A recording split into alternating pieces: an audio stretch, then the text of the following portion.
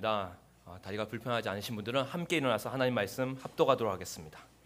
신약성경 사도행전 1장 3절에서 4절 그리고 8절 세 구절입니다.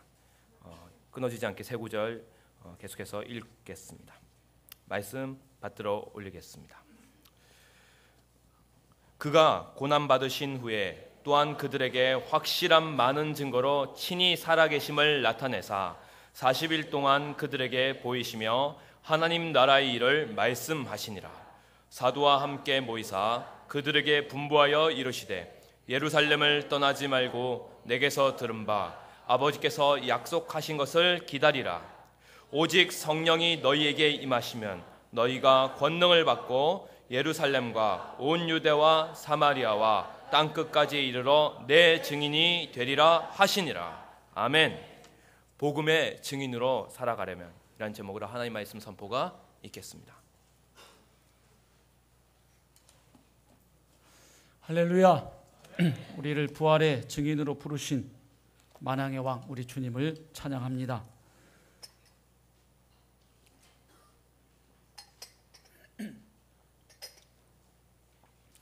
최근에 전 세계와 대한민국에서 일어나는 일들을 보면 교회의 위기, 기독교의 위기가 점점 고조되어 가고 있구나 하는 것을 알 수 있습니다. 안 그래도 현대 사회가 세속화와 또 이 물신 숭배, 또 쾌락주의로 인해서 교회가 많이 무기력해져 있는 터에 이제 최근에 보면 청교도들이 세운 나라 미국에서 동성 결혼이 합법화되었습니다. 우리 대한민국에서도 메르스의 충격이 아직 가시지도 않았는데 서울 시내 한복판에서 동성애자들의 축제가 있었습니다.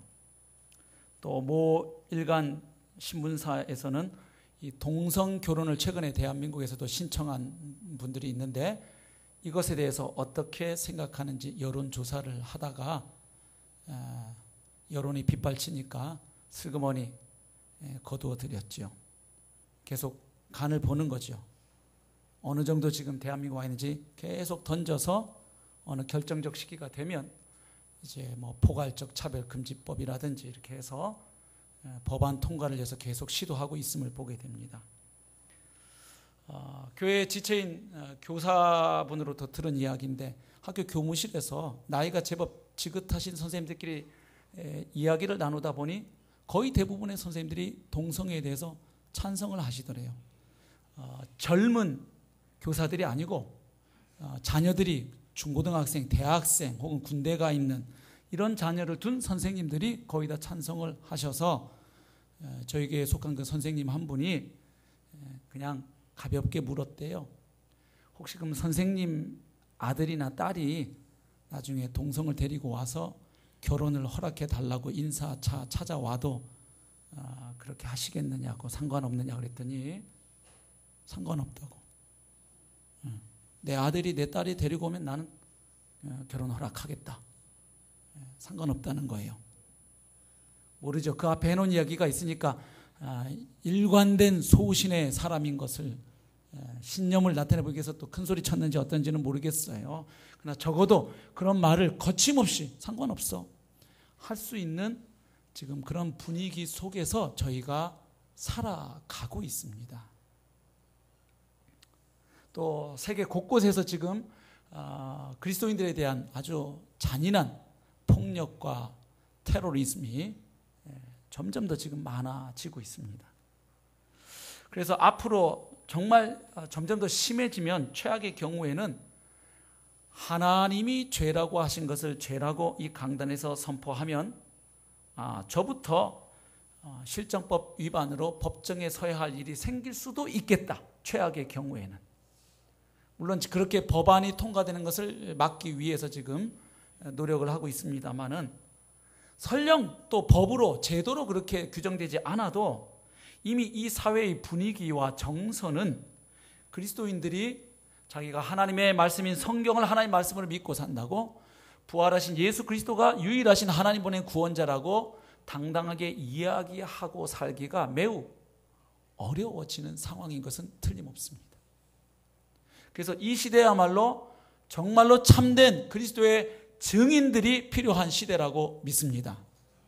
원래 기독교는 계시 종교라고 분류합니다. 기독교를 종교로 분류하는 것에 대해서 제 개인적으로 동의하지는 않습니다만은 비교 종교학적 관점에서 분류해 본다면 계시 종교로 분류합니다. 그런데 계시 종교는 그 특성상 증인들의 역할이 매우 중요합니다. 그 증인들이 얼마나 진실성이 있고 담대하고 역량이 있느냐에 따라서 상당히 좌우되는 것입니다. 그래서 이 시대야말로 확실한 능력 있는 복음의 증인들을 필요로 하는 시대인 줄로 믿습니다. 앞으로 이런 일이 생길 것 같습니다. 같은 교회 안에 있지만 정말로 그가 그리스도인이냐, 거듭난 그리스도인이냐, 정말 예수를 주님으로 막 믿고 살아가는 진짜 신자와 이 알곡 신자와 가라지 신자, 가짜 신자가 구별되는 일이 앞으로 생길 것으로 예측이 됩니다. 그리고 교회들끼리도 정말로 그 교회가 복음 위에 굳게 서 있는 그리스도의 몸된 교회인지, 인간의 거짓된 사상과 이데올로기 위에 아니면 번영신학 위에 세워진 교회인지, 참 교회와 가짜 교회가 앞으로 지금은 그냥 같이 갈 수 있을지 몰라도 이런 상황이 계속 생기면 이제는 선명하게 자신의 정체를 드러낼 수밖에 없는 상황으로 지금 세상의 흐름이 흘러가고 있다 하는 것입니다. 그래서 성도님들 이전에 저부터 나도 복음 전하는 것 때문에 만약에 감옥에 간다면 그때에도 담대하게 복음을 선포할 것인가, 이 문제에 하나님 앞에 답을 해야 하는 상황에 지금 제가 처해 있음을 이 기도 시간에 인식하게 되었습니다. 그래서 저뿐만 아니라 우리 성도들, 사랑하는 성도들이 이 시대에 준비하고 있어야 되겠다. 경상도 말식으로 하면 단디 정신 똑바로 차리고 예수 제대로 믿어야 할 때가 지금인 줄로 믿습니다.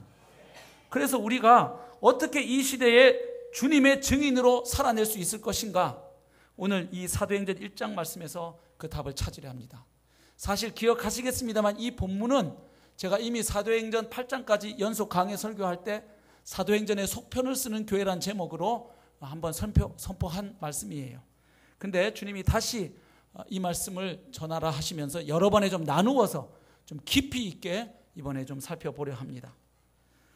잘 아시는 것처럼 십자가에 죽으시고 부활하신 예수님은 승천하시기 전에 마지막 지상에 40일 동안 계시면서 이제 주님이 승천하고 나면 주님의 사역을 계승하여 하나님의 나라를 힘있게 확장해 가야 할 이 제자들을 주님의 증인으로 세우시기 위하여 세 가지 일을 하신 것을 본문이 말해줍니다.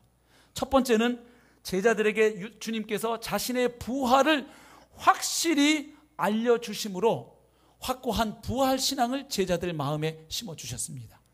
두 번째는 예수님은 제자들에게 하나님 나라의 일을 말씀하셨습니다. 다시 말하면 총체적인 복음을 다시 한번 정리해 주심으로 제자들이 앞으로 전해야 할 그 복음을 확실하게 알고 믿고 깨닫도록 하셨습니다. 그리고 마지막 세 번째로 주님은 제자들에게 성령을 기다리라고 명령하셨습니다. 너희들이 부활을 확실하게 믿고 그리고 복음을 총체적으로 이해해도 너희들이 이 시대의 증인으로 살아내려면 보혜사 성령의 권능에 붙잡혀서 능력을 받아야 한다. 이 세 가지를 말씀하셨습니다. 그래서 이 세 가지 중에 오늘 우리는 첫 번째, 확실한 복음의 증인으로 살아가기 위해서 필요한 첫 번째 뭡니까? 확고한 부활 신앙으로 무장해야 하는 이 부분을 오늘 저희들이 집중적으로 살펴보려 합니다. 오늘 설교 결론 이미 났습니다.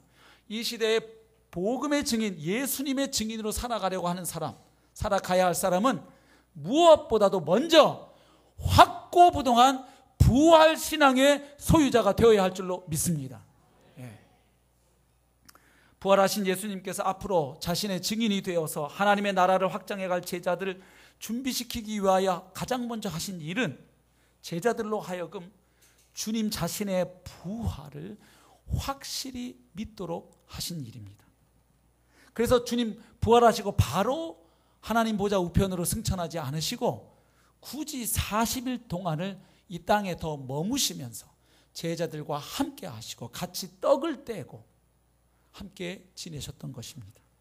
그래서 오늘 본문에도 볼까요? 1장 3절, 그가 고난받으신 후에 십자가를 이야기합니다.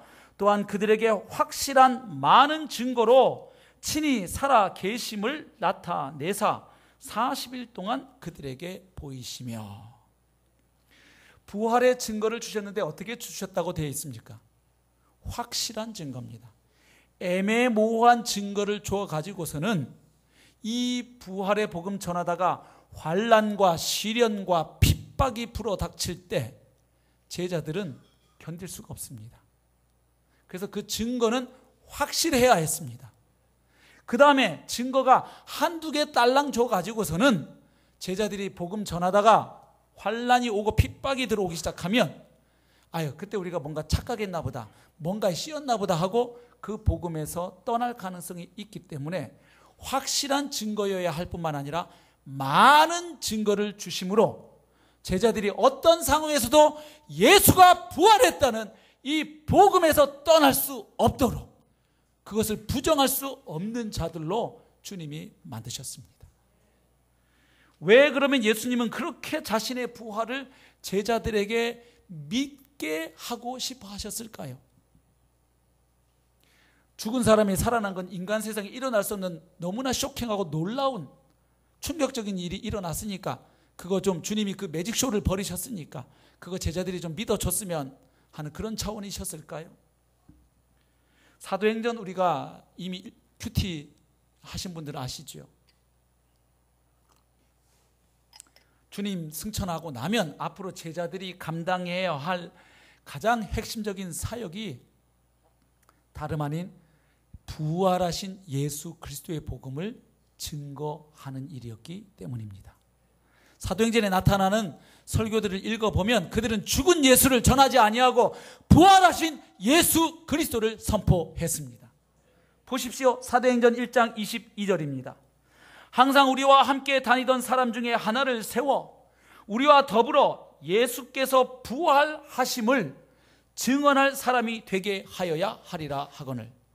아시는 것처럼 이 장면은 12제자 가운데 한 사람이었던 가룟 유다가 스승인 예수를 배신하여 팔아넘기고 그 죄책감에 자살을 했습니다. 그래서 12제자 가운데 한 사람이 비게 되어서 그 한 자리를 충원하기 위하여 제자들이 한 명의 사도를 다시 추가로 뽑는 장면인데, 이때 사도의 기준 혹은 사명이 뭔지를 말하는 겁니다. 사도는 무엇을 할 사람이냐? 예수께서 부활하심을 증언할 사람인 것입니다. 그 사람을 사도로 뽑아서 마띠아를 뽑는 것이죠. 사도행전 2장 32절 보겠습니다. 오순절날 사도 베드로가 성령 충만 받고 설교합니다. 이 예수를 하나님이 살리신지라 우리가 다 이 일의 무엇이로다? 증인이로다. 그러니까 사도들은 무엇보다도 자신들을 어떻게 생각했느냐? 우리는 부활하신 예수 그리스도의 증인들이다. 이것이 그들의 아이덴티티였어요. 사도행전 3장 14, 15절에서 베드로는 또 선포합니다. 너희가 거룩하고 의로운 일을 거부하고 도리어 살인한 사람을 놓아주기를 구하여 생명의 주를 죽였도다. 그러나 하나님이 죽은 자 가운데서 그를 살리셨으니 우리가 이 일의 증인이라. 아멘. 동일합니다. 사도행전 4장 33절도 마찬가지입니다. 사도들이 큰 권능으로 무엇을 증언했는가? 주 예수의 부활을 증언하니 무리가 큰 은혜를 받았다고 기록되어 있습니다. 그러니까 예수님께서 다른 것이 아니라 제자들이 예수님이 부활하셨다는 이 사실만큼은 확실하게 믿도록 하신 이유는, 일단 사도행전에서 보자면 이 사도들은 다른 것이 아닌 부활하신 예수 그리스도의 증인들이 될 사람들이었기 때문입니다. 그러면 오늘 이 시대에 예수 그리스도의 증인으로 부름받은 저와 여러분에게 부활신앙이 그토록 요구되어지고 사도들과 마찬가지로 그 신앙이 우리에게 중요한 이유, 까닭이 무엇입니까? 부활신앙이 오늘 우리에게 중요한 이유는 무엇일까요? 먼저 한마디로 결론을 말씀드리면 부활은 기독교의 심장이기 때문입니다. 심장이 멈추어 버리면 사람 몸이 죽어버립니다. 마찬가지로 예수의 부활이 가짜가 되면, 입증되면, 가짜로 드러나면 기독교는 무너집니다. 또한 심장에서 피가 뿜어져 나가는 것처럼 부활로 인하여 성경의 모든 말씀을 믿을 수 있게 되고 깨달을 수 있게 되는 것입니다. 다시 말해 예수 그리스도의 부활은 성경에 기록된 여러 가지 하나님이 하신 사건 중에 하나가 아니라 성경의 모든 진리, 특별히 복음의 모든 진리를 확증하고 재조명해 주는 열쇠, 마스터 키와도 같은 것이 바로 부활인 것입니다. 제 이야기가 아닙니다. 고린도전서 15장 14절 같이 한번 읽겠습니다. 시작. 그리스도께서 아직 안 나왔군요. 그럼 제가 읽겠습니다. 만일 다시 살아나지 못하셨으면 우리가 전파하는 것도 헛것이요 또 너희 믿음도 헛것이며. 사도들이 전파하는 복음, 그 십자가의 도, 이신칭의의 도, 그 은혜의 복음, 부활이 없으면 다 꽝이라는 겁니다. 그리고 그 사도들이 전해준 복음을 믿는 성도들의 믿음 다 꽝이라는 이야기입니다. 그러니까 기독교 신앙의 존폐 여부가 바로 예수 그리스도께서 부활하셨다는 이 사실과 밀접하게 관계되어 있다는 사실입니다. 그래서 만약 예수님께서 죽은 자 가운데서 다시 살아나지 않으셨다면, 즉 부활이 일어나지 않았다면 그리스도를 증거하는 것이 다 헛된 일입니다. 기독교 신앙은 무능하고 쓸모없는 것이 됩니다. 아니, 쓸모없는 정도가 아니라 묻 사람들을 속이는 사기극이 되고 맙니다. 예수님의 부활이 없다면 기독교와 교회는 거짓된 기초 위에 세워진 공동체가 됩니다. 교회 생활에서는 그 모든 설교들 다 사기치는 겁니다. 기독교 신앙은 전적으로 어리석인 것이 되고 맙니다. 하지만 반대로 만약 예수 그리스도의 몸이 죽은 자 가운데서 정말로 일어나신 것이, 부활하신 것이 맞다면 성경이 말하는 바 복음은, 그리고 성경이 말하는 바 하나님의 그 가르침과 진리들은 오류가 없는 하나님의 말씀인 것이 확증되는 것입니다. 그렇죠. 부활이 기독교의 심장인 이유를 좀 몇 가지로 풀어서 좀 설명드릴까 합니다. 첫 번째로 부활이 우리에게 중요한 이유는 부활로 우리가 성경의 모든 말씀을 믿을 수 있기 때문입니다. 무슨 소린가 하니 우리가 성경 말씀을 믿게 될 때에 한 구절 한 구절 다 연구하고 다 이해하고 다 깨달아서 성경이 믿어지는 게 아닙니다. 부활하신 예수 그리스도를 나의 주님, 나의 하나님으로 만나게 되고 그 부활하신 예수가 보내신 성령이 내 안에 와서 거주하시게 되면 어제까지 5분 전까지 믿어지지 않던 성경 말씀 전부가 하나님의 말씀으로 믿어집니다. 놀라운 일이죠. 우리만 그런 게 아니에요. 제자들도 그러했어요. 요한복음 2장 22절 우리 같이 한번 읽겠습니다. 시작. 죽은 자 가운데서 살아나신 후에야 제자들이 이 말씀하신 것을 기억하고 성경과 예수께서 하신 말씀을 믿었더라. 아멘. 예수님을 3년이나 따라다닌 제자들도 주님 부활하시고 난 이후에야 성경을, 여기 성경은 구약 성경입니다. 그리고 예수님이 하신 모든 말씀을 언제 믿게 되었다? 부활하신 후에. 예수님의 제자들 3년 동안 예수님과 함께 살았어요. 예수님이 범상치 않은 인물임을 깨닫고 자기들의 배와 그물을 가족까지 다 버려두고 예수를 따라 나선 사람들이 예수님의 제자들이었습니다. 그들은 예수님으로부터 직접 천국 복음 말씀을 들었던 사람들이에요. 그리고 보통 사람들이 평생 한 번도 체험하기 힘든 온갖 기적을 수도 없이 보았던 사람들입니다. 보기만 했을 뿐만 아니라 자신들이 그러한 기적을 직접 행하였던 사람들이에요. 그러나 제자들이 체험했던 그 많은 기적들, 예수님을 향한 신앙 고백, 그 모든 것이 예수님의 처참한 십자가 죽음 앞에서 다 무너져 내립니다. 예수님 십자가에 달려 죽으실 때 제자들 한 사람도 예의 없이 다 도망가 버렸습니다. 심지어 베드로는 예수님의 이름에 저주를 퍼부으면서 주님을 부정했습니다. 그런데 그런 제자들을 변화시키셔서 복음 때문에 순교하는 자리까지 담대하게 예수 그리스도의 부활을 선포하게 만든 그 하나님의 승부수가 뭐였습니까? 바로 주님의 부활이었어요.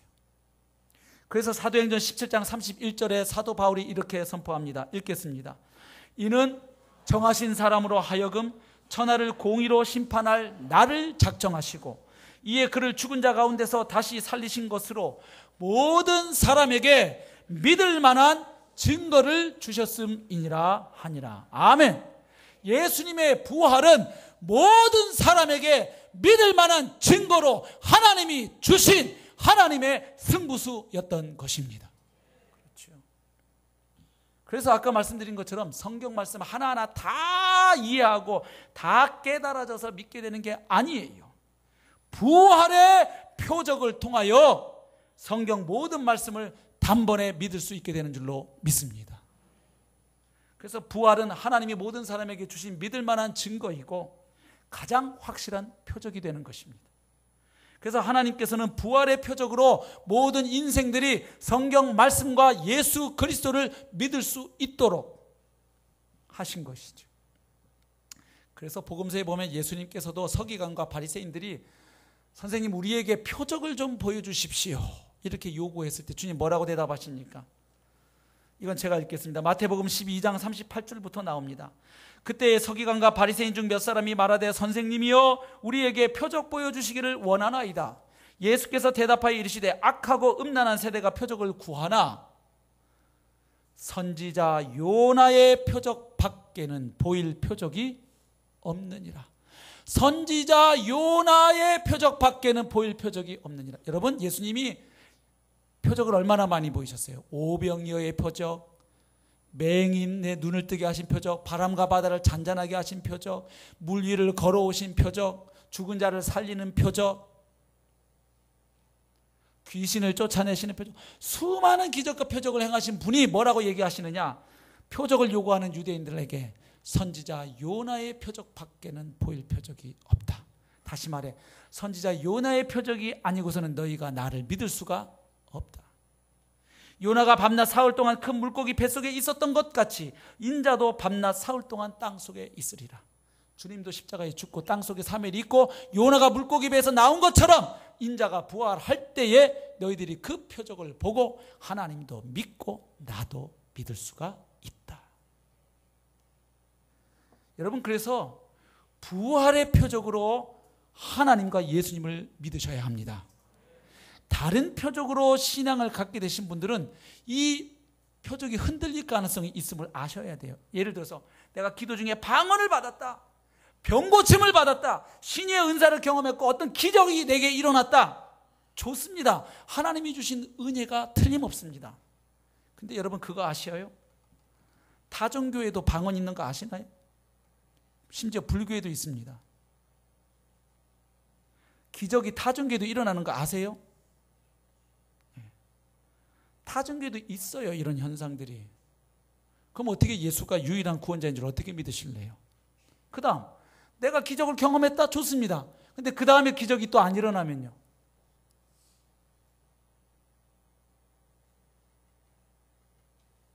제가 대학교 3학년 때 했던 기도가 있잖아요.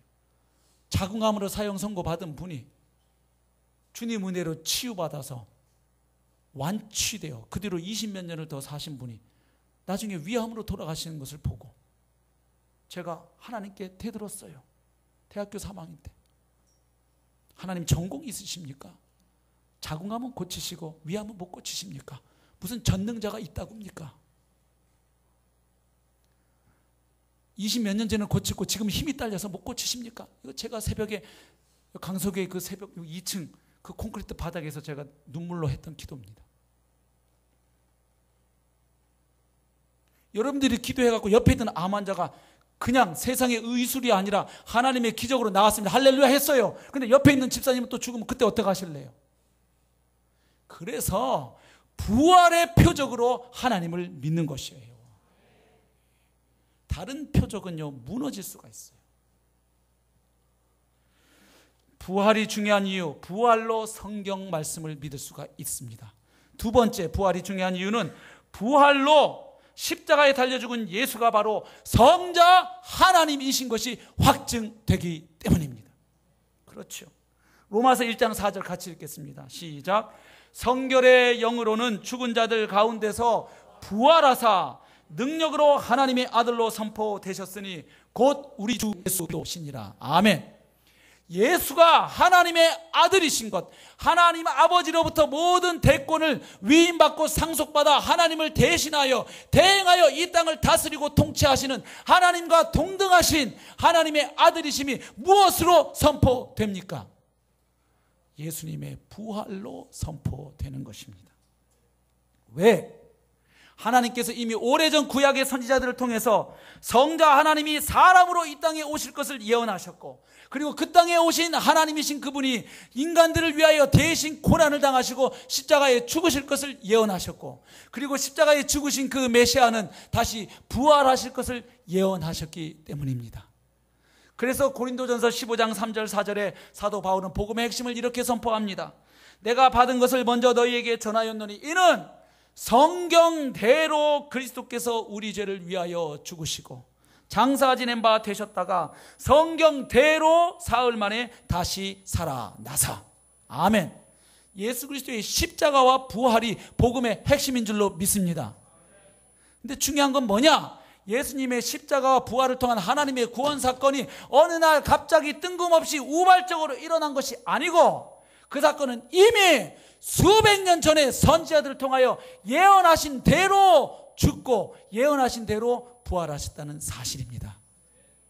그래서 그 예수가 하나님의 아들이신 것을 믿을 만한 증거를 주셨다는 사실입니다. 로마서 1장 2절도 바울이 선언합니다. 같이 읽겠습니다. 이 복음은 하나님이 선지자들을 통하여 그의 아들에 관하여 성경에 미리 약속하신 것이라. 그러니까 복음은 이미 구약에 약속된 예언이 마침내 나사렛 예수에게서 성취되었다는 기쁜 소식인 것입니다. 그러니까 사도들이 전했던 복음은 1차적으로 죄인인 내가 어떻게 구원받아 천당 가느냐 얘기가 아니라, 가장 그 시대의 복음의 핵심 포인트는 뭐냐? 구약의 모든 하나님의 약속과 언약들이 예수 그리스도 안에서 성취되었다. 그래서 하나님의 구원의 시대가 드디어 이 세상에 시작되었다. 종말의 새로운 시대가 이 땅에 시작되었다는 기쁜 소식이었던 거예요. 그래서 성경에 메시아에 대한 예언이 300가지가 넘는데 그 예언의 줄기를 압축하면 어떻게 된다 그랬어요? 첫 번째는 이것이죠. 성자 하나님이신 분이 장차 이 세상에 사람의 모습으로 오실 것이다. 이사야 9장 6절이죠. 그 다음 성자 하나님이 이 땅에 오셔서 그분은 온 세상 죄를 위하여 고난을 당하시고 죽으실 것이다. 이사야 53장 5절부터 6절이죠. 그리고 죽었던 메시아가 부활하실 것이다. 가령 시편 16편 10절이죠. 근데 때가 차서 오신 예수님이 주장하십니다. 나와 아버지는 하나이니라. 즉 나는 하나님이다. 그 다음 나는 온 세상 죄를 위하여 죽을 것이다. 마가복음 10장 45절 기억나세요? 인자에 온 것은 섬김을 받으려 함이 아니라 도리어 섬기려 하고 자기 목숨을 많은 사람의 대속물로 주려 함이니라. 그 다음에 죽었던 나는 3일 만에 부활할 것이다. 주님이 십자가 일어나기 전에 예고하신 거예요. 주님은 그 말씀을 안 했는데 제자들이 예수님을 신격하기 위하여 부활 교리를 만들어낸 것이 아니라 이 말입니다.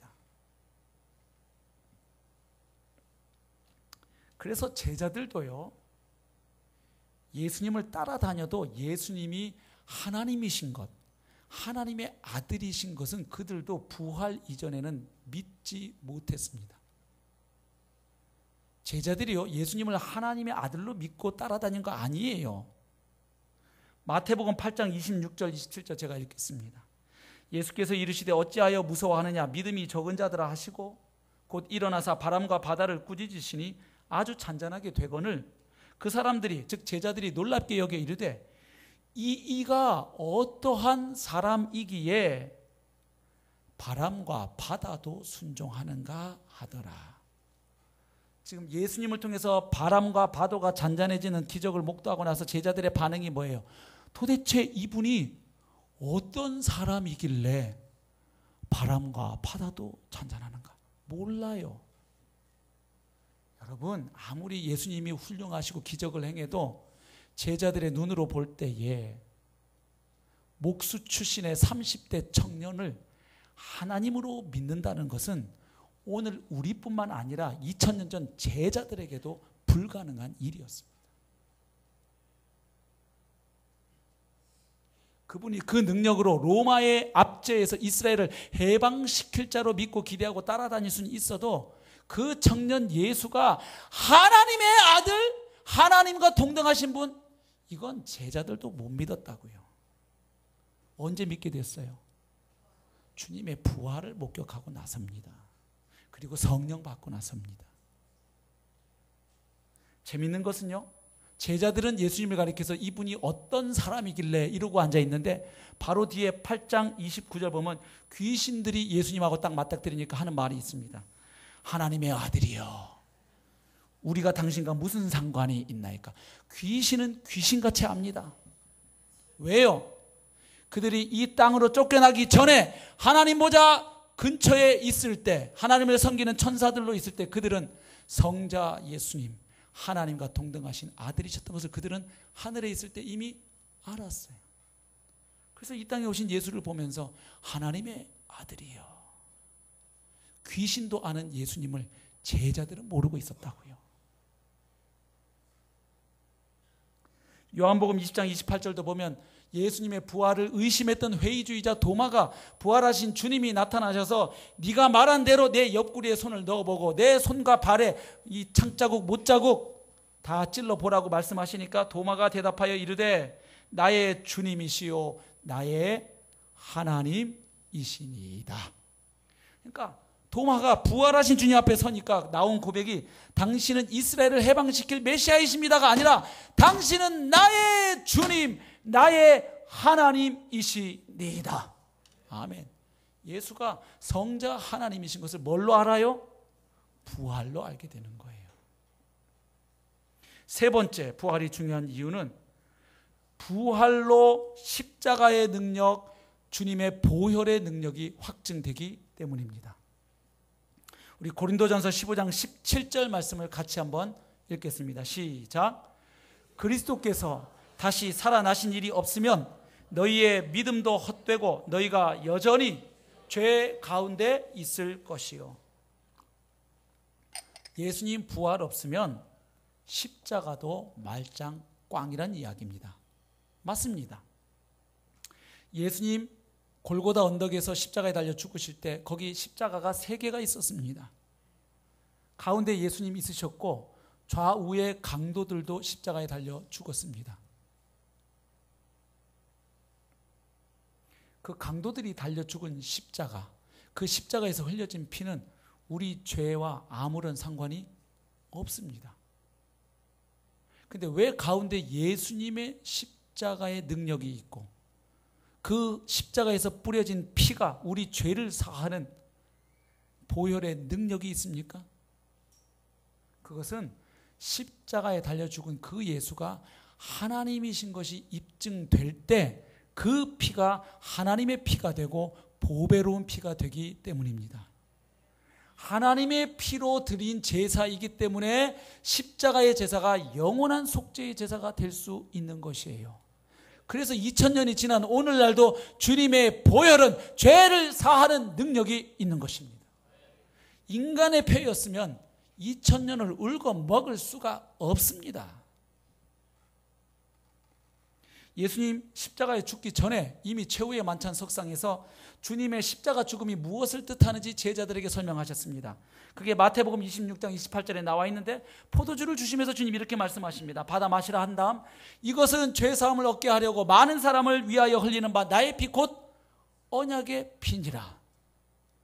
자, 이 구절에서 주님이 염두에 두신 구약 성경 말씀 제가 여러 번 설명했으니까 하지 않지만 핵심은 아시죠? 주님의 십자가 죽음이 무슨 제사라고 말씀하신 겁니까?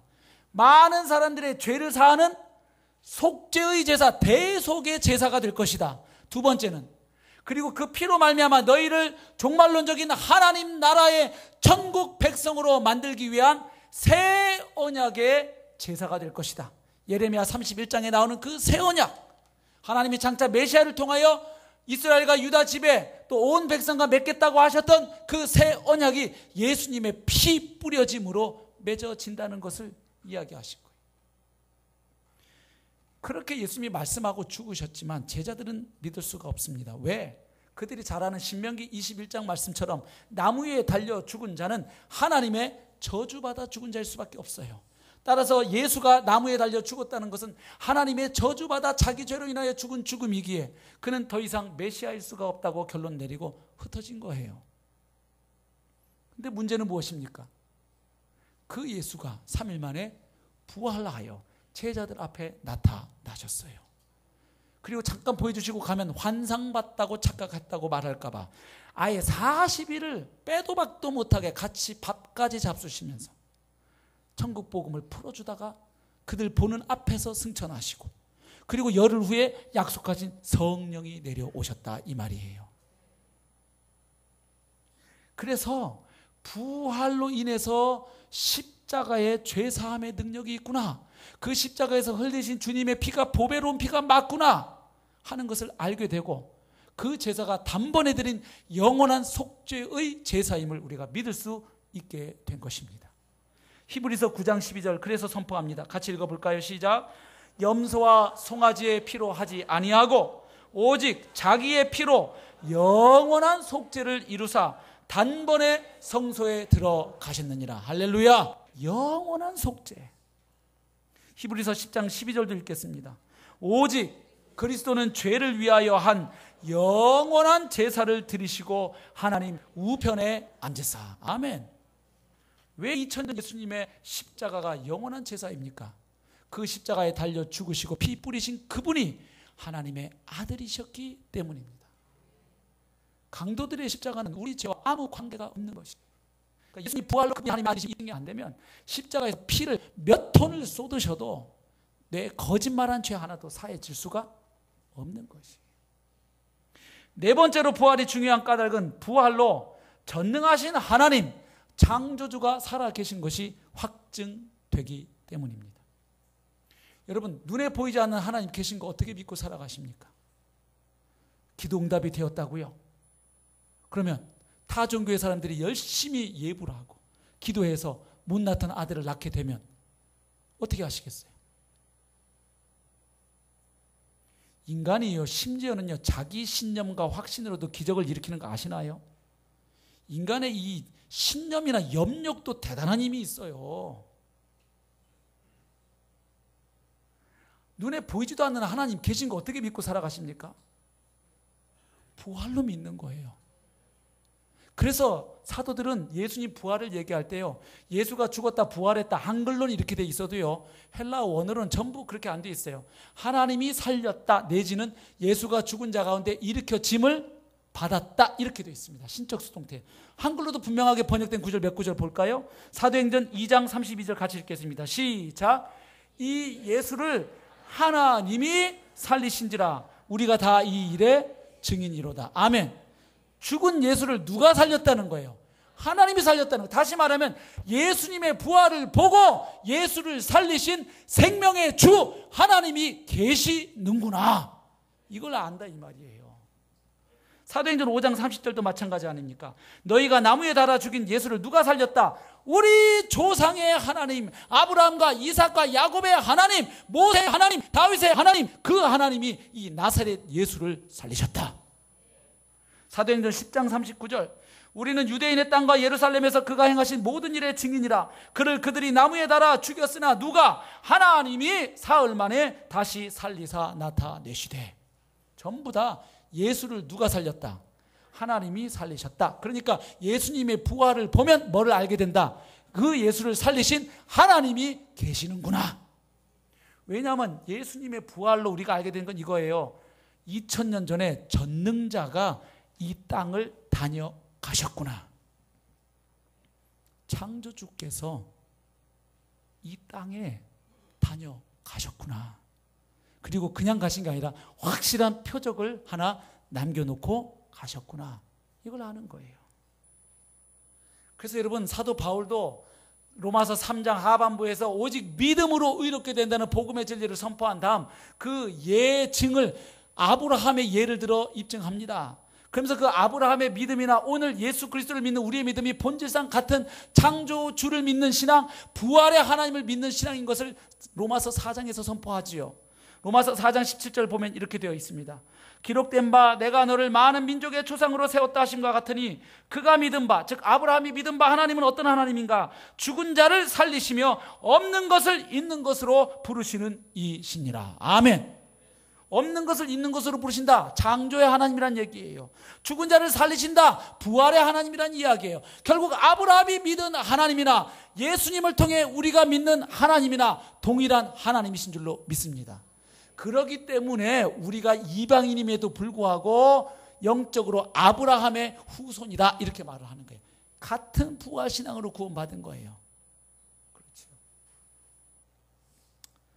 부활이 중요한 이유 다섯 번째는 부활로 하나님의 사랑이 확증되기 때문입니다. 로마서 5장 8절 같이 암송해 보시겠습니다.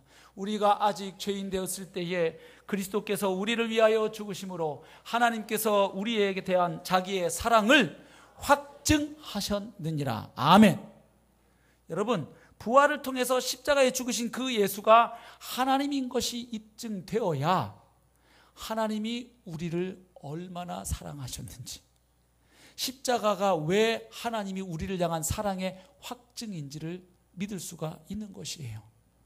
하나님이신 분이, 전능자이신 분이 사람으로 오셔서 십자가에 죽었다는 이야기는 하나님이 그만큼 우리를 사랑하신다는 확증이 되는 거죠.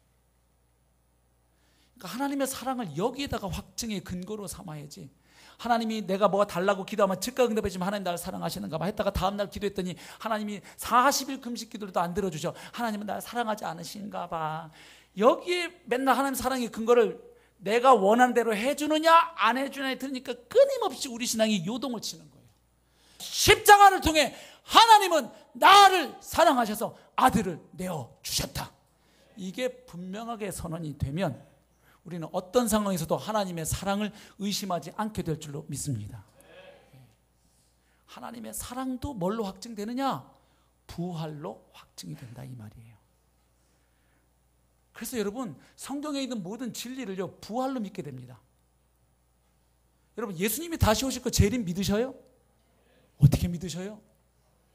지금 예수님 2000년째 안 오고 계신데, 초대교회 성도들은요 자기들의 당대 주님 오실 걸로 믿고 신앙생활 했거든요. 근데 그 예수님이 세상에 2015년이 되도록 아직 안 오셨어요. 어떻게 믿으세요?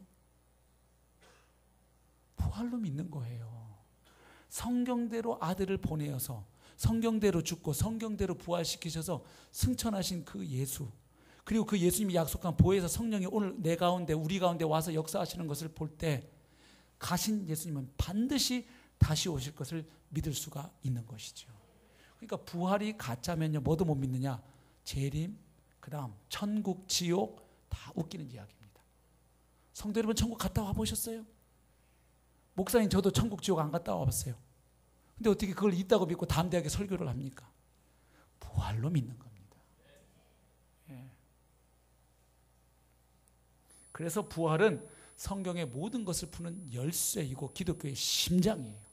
근데 이 중요한 심장과 같은 복음을 부활주일날 한번 계란 나눠주면서 부활절 절기설교로 끝내고 있으니 교회가 초대교회 같은 생명력으로 나갈 수가 없는 건 당연한 거죠.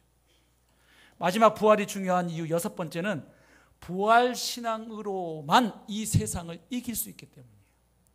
우리 요한일서 5장 4, 5절 같이 한번 읽겠습니다. 시작. 무릇 하나님께로부터 난 자마다 세상을 이기느니라.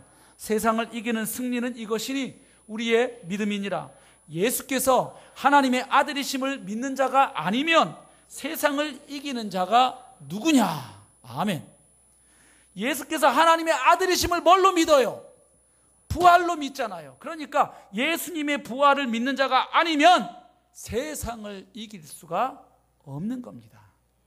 그래서 세상이 뭔가 조금만 눈치를 주고 핍박을 하면 바로 꼬리를 내리는 신앙이 이것 때문에 그래요. 근데 예수가 하나님의 아들이심을 믿고 그 하나님의 아들이신 예수가 나의 인생의 주인이심을 믿으면 설령 내가 죽어도 내가 바로 죽는 순간 나는 그 주님의 품에 안기게 될 것을 믿기 때문에 이런 사람은 세상이 감당을 못하는 거예요. 죽여도 안 되니까. 그래서 예수가 하나님의 아들이심을 믿는 자라야 이 세상을 이길 수가 있는 것입니다. 그러면 초대교회 사도들과 성도들도 부활을 믿었고 오늘 이 시대를 살아가는 우리도 부활을 같이 믿는데 왜 그렇게 그 사도들과 초대교회 성도들은 그 부활 신앙 때문에 그렇게 능력 있는 삶을 살았는데 오늘 우리는 왜 이렇게 요모양 요꼴인가?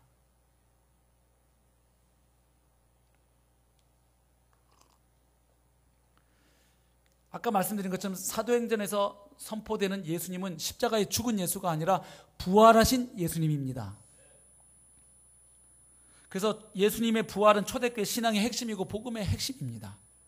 근데 물론 오늘 우리도 이 부활을 믿는데 왜 차이가 날까? 주님 이거 좀 보여주세요. 기도할 때 깨달았어요. 오늘날 성도들이 예수님의 부활을, 물론 우리 교회 안에도 아직 부활 안 믿는 분 계십니다. 계시지만 계속 고민하고 있는 건강한 구도자들 계셔요. 주님께서 그 눈 열어서 빛 비춰 주시길 기도합니다. 근데 많은 경우에 교회 다니는 분들은 거의 부활을 믿는데 이렇게 믿습니다. 2000년 전 나사렛 예수가 십자가에 죽고 부활하셨다. 2000년 전 인간의 역사 속에 분명히 이 사건이 일어났다. 이거 믿는 거예요. 맞죠? 그 다음 또 부활을 어떻게 믿느냐? 예수님이 다시 오시면 나도 예수님처럼 그 부활에 뭐 한다? 참여한다. 이걸 믿는 거예요. 맞아요? 이 믿는 게 뭐 잘못은 아니에요. 근데 부활을 어떻게 믿느냐? 이미 2000년 전 발생한 과거의 사실로 믿고 그리고 언젠지 모르지만 나중에 장차 있게 될 미래의 소망으로 부활을 믿습니다. 그러다 보니까 부활 신앙이 현실성을 잃게 되는 거예요. 믿는 자의 이 땅에서의 현재적 삶과는 무관한 하나의 교리적 신앙 고백의 내용으로 화석화되어 버린다 이 말이에요. 부활 신앙이. 그러면 초대교회 사도들, 성도들이 믿고 선포했던 부활 복음의 핵심은 어디에 있었는가? 이제 성경 구절 보고 마무리 지어가려 합니다. 먼저 사도 베드로가 선포한 구절 쭉 읽을 테니까 한번 보세요. 부활 얘기를 우리처럼 예수가 그냥 부활했다, 놀랍지? 이렇게 얘기했는지 부활을 통해서 무슨 얘기로 결론을 맺었는지 잘 보시라는 겁니다. 사도행전 2장 36절 읽겠습니다. 그런즉 이스라엘 온 집은 확실히 알지니 너희가 십자가에 못 박은 이 예수를 하나님이 주와 그리스도가 되게 하셨느니라. 아멘. 이 2장 36절이 오순절날 사도 베드로 설교의 끝 결론입니다. 이렇게 결론을 맺었더니 그 다음에 37절 38절 보면 유대인들이 형제들아 그럼 우리가 어찌할꼬? 왜? 자기들이 하나님의 선택받은 선민이라고 자부하고 살았던 그들이 알고 봤더니 누구를 죽인 거예요? 하나님이 보내신 하나님의 아들 곧 하나님과 동등하신 분을 자기들의 손으로 하나님의 백성이라는 자신들이 하나님을 죽였다 이 말이에요. 그러니까 패닉에 빠진 거죠. 우리 그럼 어떻게 해야 되냐? 하나님이 보내신 구원자를 죽였으니 이건 지옥에 100번 1000번 들어가도 부족한 죄지요. 그랬더니 베드로가 회개하라. 그리고 예수 그리스도의 이름으로 침례 받아서 죄 사함 받고 그리하면 성령의 선물을 받게 된다.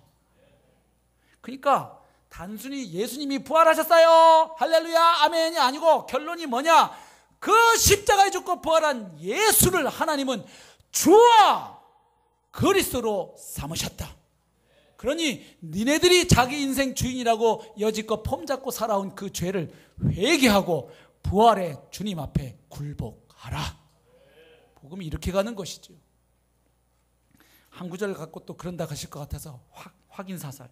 사도행전 5장 30절 보십시오. 너희가 나무에 달아 죽인 예수를 우리 조상의 하나님이 살리시고, 부활을 얘기하면 그 결론이 어디로 가는지를 항상 보시라고요.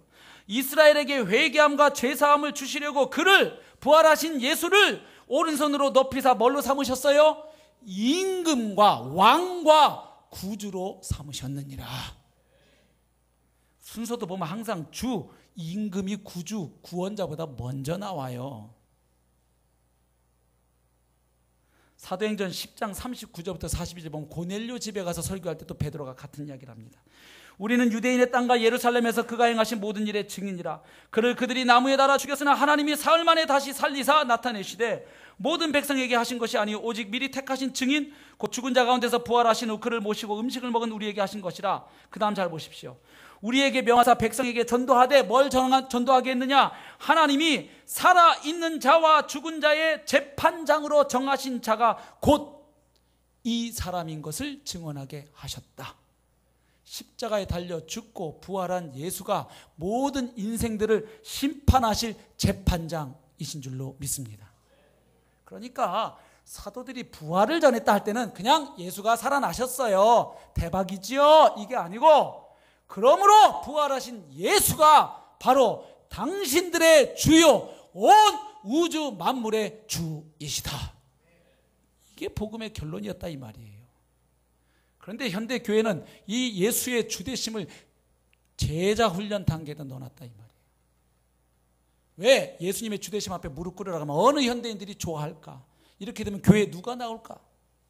그냥 예수님 믿으면 네 죄사하죠, 십자가 믿어, 영접기도 해, 말랑말랑하게 해놓고 이제 제자 훈련 넘어가서 예수님을 당신의 주로 인정하시오. 그러니까 사람들이 교회에 와서 하는 말이 속았다, 낚였다.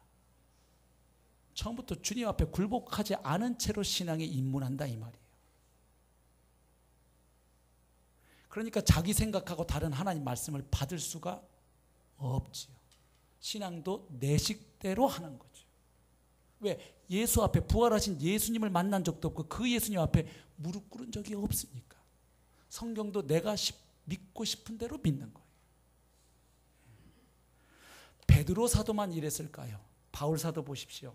사도행전 9장입니다. 다메섹 도상에서 부활하신 예수를 만나자마자 바울이 무슨 일을 했는지 보십시오. 9장 19절 하반절입니다.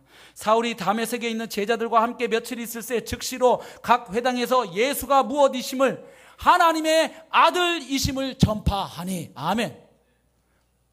바울 첫 판부터 전한 복음이 예수가 하나님의 아들이시다. 하나님의 아들이라는 얘기는 하나님의 상속자, 곧 하나님과 동등하신 분, 하나님으로부터 모든 주권을 넘겨받아 하나님 아버지를 대행하여 다스리고 통치하시는 분, 이런 뜻이 돼요. 그러니까 왕이란 얘기예요. 사도행전 16장 32절 그 감옥의 간수장이 바울에게 묻죠. 어떻게 하여야 구원을 받으리까? 그때 대답합니다. 이르되 주 예수를 믿으라. 그리하면 너와 내 집이 구원을 받으리라. 네가 예수를 주님으로 믿으면 구원을 받는다. 사도행전 20장 21절 에베소 교회 장로들과 헤어지면서 이렇게 이야기합니다. 내가 지난 세월 너희들과 함께 있으면서 뭘 전했느냐? 유대인과 헬라인들에게 하나님께 대한 회개와 우리 주 예수 그리스도께 대한 믿음을 증언한 것이라. 내가 너희와 함께 있으면서 전한 복음이 뭐냐? 주 예수 그리스도께 대한 믿음, 예수님을 주님으로, 그리고 구원자 그리스도 메시아로 믿는 믿음을 선포했다. 사도행전 끝부분입니다. 28장 30절 31절 바울이 온 이태를 2년 동안을 자기 셋집에 머물면서 자기에게 오는 사람을 다 영접하고 하나님의 나라를 전파하며 주 예수 그리스도에 관한 모든 것을 담대하게 거침없이 가르치더라. 아멘. 그러니까 바울은 복음 전하는 자로 첫 출발, 아까 사도행전 9장부터 사도행전 28장까지 그 핵심이 뭐냐? 부활하신 예수는 하나님의 아들이요 주이시다. 그 주님을 믿어 죄사함 받고 구원 받는다. 이 복음 전한 거예요. 그래서 실제로 바울이 쓴 바울 서신들을 제가 몇 구절 읽어보고 이제 마무리하려고 합니다. 보세요. 로마서 1장 4절 성결의 영으로는 죽은 자들 가운데서 부활하사 능력으로 하나님의 아들로 선포되셨으니, 부활을 통해 예수가 하나님의 아들로 선포되었다. 그래서 그분이 누구냐? 곧 우리 주 예수 그리스도시다. 로마서 10장 9절. 네가 만일 내 입으로 예수를 주로 시인하며 또 하나님께서 그를 죽은 자 가운데서 살리신 것을 내 마음에 믿으면 구원을 받으리라. 로마서 14장 7절부터 9절입니다. 같이 읽어볼까요? 시작. 우리 중에 누구든지 자기를 위하여 사는 자가 없고 자기를 위하여 죽는 자도 없도다. 우리가 살아도 주를 위하여 살고 죽어도 주를 위하여 죽나니 그러므로 사나 죽으나 우리가 주의 것이로다. 이를 위하여 그리스도께서 죽었다가 다시 살아나셨으니 곧 죽은 자와 산 자의 주가 되려 하심이라. 아멘. 예수가 죽고 부활한 목적이 무엇인가? 산 자와 죽은 자의 주가 되시려고. 그런데 예수님이 날 위해 십자가에서 대신 죽어주신 거 믿어요. 그러나 그분이 내 인생의 주인인 건 못 믿어요. 말이 안 되는 거죠. 예수님이 죽고 부활한 이유가 뭔데? 나의 주가 되시려고. 그런데 십자가 대속의 은혜만 살랑 따먹고 예수님이 주이신 건 거부하겠다고요. 그건 예수를 안 믿겠다는 것이죠. 근데 오늘 교회 안에 예수를 이렇게 믿는 분들이 너무 많죠. 복음을 믿는다는 게 예수님이 2000년 전 십자가에 죽고 부활하셨다는 걸 제가 믿습니다. 그리고 이 복음을 인정하면 구원해 주신다는 것을 믿습니다. 이렇게 믿고 있다 이 말이에요. 그리고 실제로 부활하신 예수님하고 나하고는 관계가 없어요. 그러니까 복음의 교리, 핵심 명제를 인정하는 것을 믿음으로 알고 있다 이 말이에요. 그러니까 그 믿음이 능력이 없는 거죠. 왜? 부활하신 주님과 나와는 관계가 없이 그냥 이 복음 교리 인정하면 구원해 줄게 이렇게 믿으니까 예수하고 나하고는 상관없는 삶이 가능해진다 이 말이에요. 그 부활의 주님 앞에 내가 꿇고 그분의 성령을 받은 적이 없으니까. 굉장히 비슷한 것 같지만 다른 겁니다. 고린도후서 4장 5절 같이 읽어볼까요? 시작. 우리는 우리를 전파하는 것이 아니라 오직 그리스도 예수의 주 되신 것과 또 예수를 위하여 우리가 너희의 종된 것을 전파함이라. 뭘 전했대요? 그리스도 예수가 뭐 되신 것을? 주 되신 것을 전했대잖아요. 복음. 빌립보서 2장 8절로 11절. 사람의 모양으로 나타나사 자기를 낮추시고 죽기까지 복종하셨으니 곧 십자가에 죽으심이라. 이러므로 십자가에 죽으신 그를 하나님이 그를 지극히 높여 모든 이름 위에 뛰어난 이름을 주사 하늘에 있는 자들과 땅 아래에 있는 자들로 모든 무릎을 예수의 이름에 꿇게 하시고 모든 입으로 예수 그리스도를 뭐라고 시인하여? 주라 시인하여 하나님 아버지께 영광을 돌리게 하셨느니라. 사도 베드로나 바울 같은 사도들만 이랬을까요? 평신도들이라고 흔히 말하는 성도들도 같았어요. 우리 마지막 구절인데 사도행전 11장 19절부터 21절 한번 읽어보시겠습니다. 시작. 그때에 안 보이시나요? 스데반의 일로 일어난 환란으로 말미암아 흩어진 자들이 베니게와 구브로와 안디옥까지 이르러 유대인에게만 말씀을 전하는데 그 중에 구브로와 구레네 몇 사람이 안디옥에 이르러 헬라인에게도 말하여 뭘 전파했다? 주 예수를 전파하니 주의 손이 그들과 함께 하심에 수많은 사람들이 믿고 누구에게 돌아오더라? 주께 돌아오더라. 주께 돌아왔다는 게 뭐예요? 자기 인생 자기가 주인 되어 살던 그들이 회개하고 만왕의 왕이신 십자가에 죽고 부활하신 예수 그리스도 주 되신 그분 앞으로 다시 회개하여 돌아왔다. 이건 무명의 성도들입니다. 그러니까 정리할 수 있습니다. 초대교회 성도들과 사도들이 믿고 선포했던 부활복음의 핵심은 단순히 예수가 살아났다. 그리고 나중에 우리도 예수님과 함께 부활에 참여한다. 이 얘기 물론 있어요. 했어요. 그러나 핵심이 뭐였느냐? 이 교회가 세워질 당시에 그것은 이렇게 정리할 수 있어요. 부활하신 예수가 바로 우리의 주, 곧 왕이시다. 그러므로 죄인된 우리는 그 주 되신 그분 앞에 무릎을 꿇고 굴복해야 한다. 그리고 만물을 다스리고 통치하시는 부활의 주님이 내 인생의 주인이므로 이제 그 주인이신 그분이 내 인생 전부를 책임져 주신다. 그러므로 그 주님께 내 인생 전부를 맡기고 신뢰하고 의탁하며 살아가는 믿음이었어요. 그리고 그 부활하신 그 주님이 마침내 다시 오실 것을 믿으며 어려움 중에도 환난 중에도 인내하고 소망 가지고 살아갔던 믿음입니다. 그러니까 그 부활 신앙은 오늘 삶의 현장에서 부활하신 주님과 매일 동행하게 만들고 그 말씀에 순종하게 만드는 부활 신앙이었습니다. 그리고 환난과 어려움 중에도 그 두려움과 공포 중에도 끝까지 예수 이름 붙들고 나아갈 수 있게 하는 힘이었습니다. 그러므로 오늘 우리도 이 시대 가운데 복음의 증인이 되려면 맨 첫 번째 확고한 부활신앙의 소유자가 되시기를 주의 이름으로 축복합니다. 그냥 예수님이 2000년 전에 부활하셨다, 나도 나중에 부활한다, 이 믿음에서 더 나아가셔서 부활하신 예수가 나의 주이시다. 그러므로 내가 그동안 그 예수를 주로 믿지 않고 살아온 죄를 회개해야 할 줄로 믿습니다. 요한복음에 보면은 성령이 오셔서 죄에 대하여 의에 대하여 세상을 책망하시는데 죄에 대하여라 하면 그들이 나를 믿지 아니하며, 이제 이 시대에 복음의 사건이 일어난 뒤에 가장 큰 죄는 예수 안 믿는 죄입니다. 왜? 하나님이 우리 죄를 사하시려고 아들까지 잡아서 죽이고 부활시켜 놓고 증거를 줬는데도 그 예수를 밀어내고 걷어차니 이게 지옥 갈 죄죠. 그래서 아직도 회개하고 믿음에 이르지 않았다면 우리가 그렇게 하실 수 있길 바라고, 그렇게 해서 생명 얻은 자라면 우리가 다시 한번 내 삶의 현장에서 오늘도 부활하신 예수님 그분을 나의 주님으로 믿고 고백하며 살아가는지 우리 자신을 돌아보며 우리가 기도했으면 좋겠습니다.